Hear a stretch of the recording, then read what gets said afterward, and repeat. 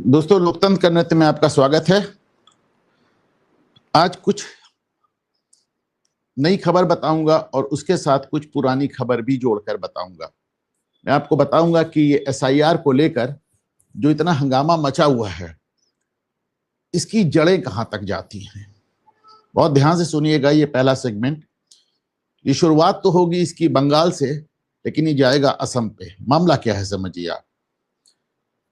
आज सरकार ने 2 करोड़ आधार कार्ड खत्म कर दिए, मतलब डिसकंटिन्यू कर दिए। नंबर ही खत्म हो गए, या नंबर अब किसी और को अलॉट नहीं होंगे। चलिए ठीक है।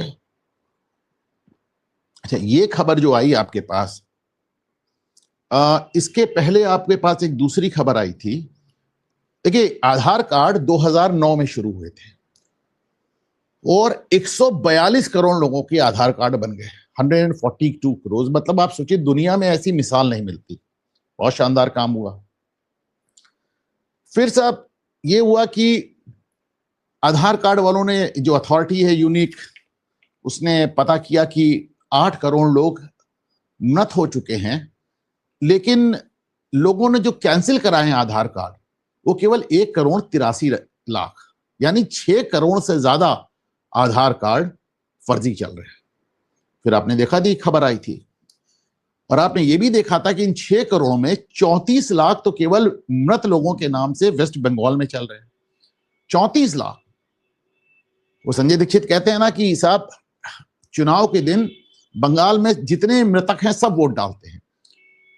लोगों की अपने मृत माँ बाप से मुलाकात हो जाती है वोटिंग के दिन, तो इस बार शायद नहीं हो पाएगी उनकी अपने पूर्वजों से मुलाकात।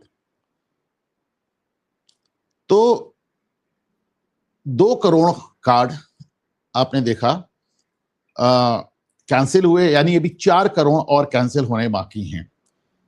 अब इन कार्ड्स के जरिए सारी गवर्नमेंट की स्कीम्स ली जा रही थी। अनाज लिया जा रहा था, प्रधानमंत्री आवास लिया जा रहा था, टॉयलेट लिया जा रहा था, वोटर कार्ड बन रहा था, वोट डाले जा रहे थे। तमाशा बना के रखा हुआ था साहब। ये वो चीज है। अब आपको मालूम है, पिछली बार जब चुनाव हुआ था, कहने को तो ममता बनर्जी ने स्वीप किया था, लेकिन जो कुल वोटों का अंतर था शायद 32-33 लाख, कुछ 34 लाख कुछ वोटों का अंतर था। तो साहब 34 लाख तो सीधे ही बंगाल में चले गए एक झटके में, आपने देखा। और 2 करोड़ आज रुक ही गए। अब उसमें पता नहीं कितने बंगाल के हैं। अब इतना ही नहीं हुआ, आपको मालूम है कि बीएलओज घर घर फॉर्म बांट रहे हैं एसआईआर के लिए, कि फॉर्म भरो और वापस दे दो, जिसमें तुम्हारा नाम वोटर लिस्ट में शामिल हो सके।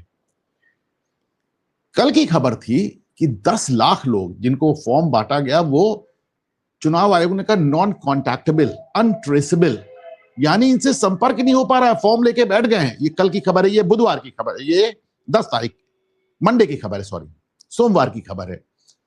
और कल की खबर है कि 14 लाख लोग हो गए, यानी आप देखिए 24 घंटे में 4 लाख बढ़ गए। इसको फिर से समझें। सोमवार को, मंडे को 10 लाख लोग ऐसे थे जिनको फॉर्म तो दिए गए जिनके, लेकिन वो फॉर्म लेकर भाग गए।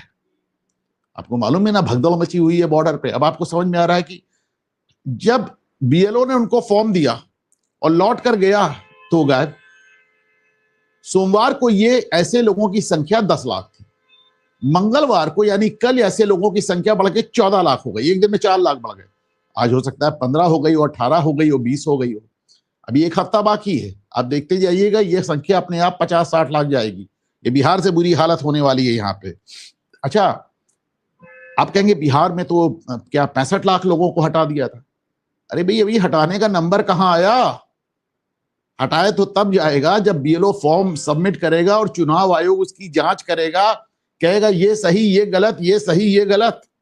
अभी तो जांच ही नहीं शुरू हुई।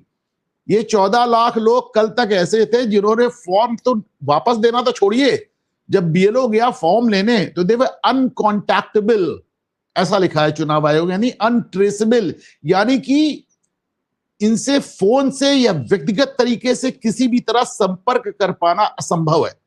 इसका मतलब एक ही, सब घर ही छोड़ के भाग गए। अब जाहिर सी बात है, बॉर्डर पर लाखों लोग भाग रहे हैं तो कहीं से तो भाग ही रहे हैं। तो ये फिगर अभी बढ़ेगी 4 दिसंबर तक, और उसके बाद इन फॉर्म्स की स्क्रूटनी शुरू होगी, कौन सा सही, कौन सा गलत। और सोचिए ये फिगर कहां जाने वाली है। अब इसके बाद अगर ममता बनर्जी ये कहती हैं देश हिला दूंगी, देश में आग लगा दूंगी, तो कोई आश्चर्य की बात तो है नहीं। आज तो वो कह रही थी चुनाव बाद में पूरे देश का दौरा करूंगी। मुझे लगता है कि चुनाव बाद उनके पास समय बहुत होगा, वो देश विदेश जहां चाहे वहां का दौरा कर सकती हैं। अब इसे इस तरह देखें, अच्छा ये कितनी